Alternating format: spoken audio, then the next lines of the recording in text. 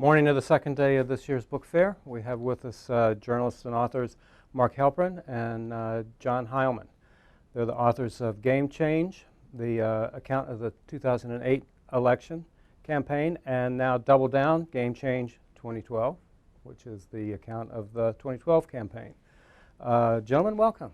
Thank you, sir. Great to be here. How did you come to be working together?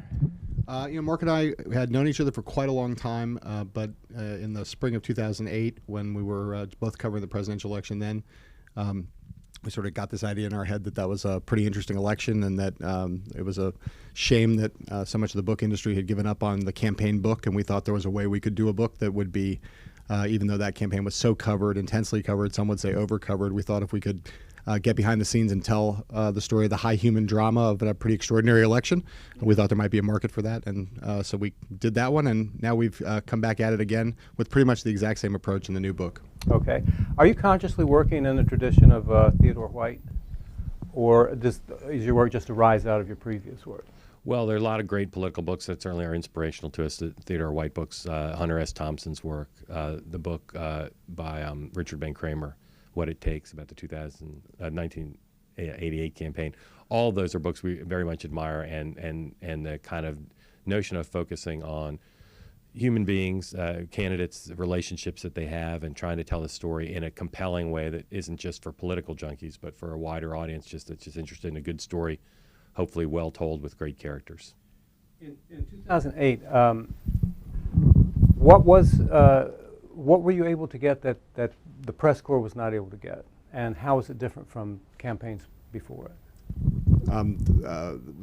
Well, the campaign obviously was different in a lot of senses. I mean, we had the first African-American nominee who became the first African-American president of the United States, and running in a Democratic primary against the first conceivable woman who would ever won a major party nomination. So that was a pretty historic thing.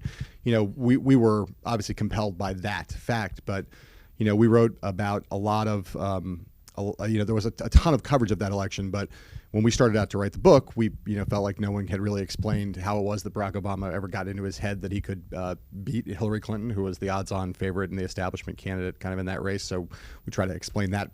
We had thought there was no one who had really explained what the role Bill Clinton had played in his wife's campaign. I think we did that pretty well in this book. And then a little later in the campaign, there was this great mystery around how a woman named Sarah Palin had gotten on the Republican ticket, and we wrote at length about that and broke a ton of news on that. That later became the subject of the central part of a HBO movie that was based on Game Change that went into even more detail or dramatized that in another medium. Mm-hmm, mm-hmm. Obama got a lot of credit for being very savvy with digital and social media and stuff. Did that play a significant role in his ability to raise money and win voters? It did in both campaigns. The president had a pretty decided advantage in new media and, as you said, both reaching people and raising money.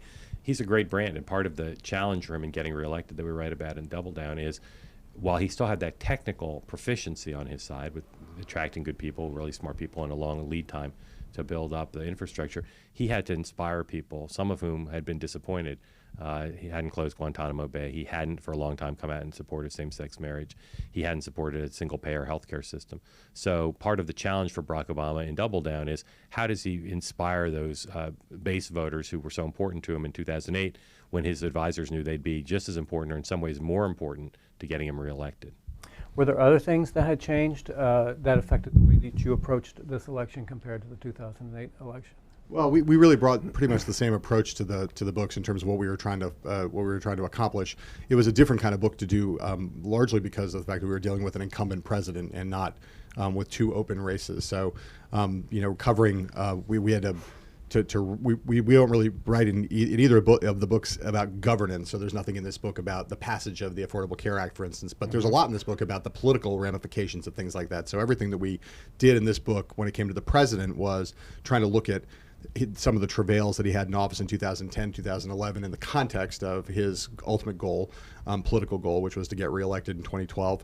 Writing about a sitting president poses a lot of challenges because there's a lot of moving parts for one thing, and there's a lot of really talented people writing about what's going on in government at all times. But we have a pretty laser-like focus on the things that matter in terms of like sticking in our lane, which is trying to write about the election. But our general approach to what we do has been identical in both books, which is really, as we've said a couple times, is to really keep focus on the big characters and on the human interactions and what it's like to run for president. Going into the election, Obama seemed vulnerable on a number of issues. What did you have in mind when you started reporting on Governor Romney and his campaign? Well, to try to figure out what all the big decisions he made for all our characters, all the candidates and their families and people who thought about running but didn't, we focus on three things. One is what challenges they face at any one time, how do they feel about them, and what do they do about them. So for Governor Romney in the beginning, this question of would he run again? And while the Democrats sort of caricatured him and to a large extent viewed him as just all about ambition, in fact, he was extraordinarily ambivalent about whether to run again. So the sort of first question he faces in the book is, having run in 2008 and not had a very good experience, does he want to run again? And watching him grapple with that, I think is pretty revealing, not just about Mitt Romney, but also about, again, this question of what it's like to run for president. Well, given Obama's perceived vulnerabilities, how is it that the Romney campaigns faltered so badly?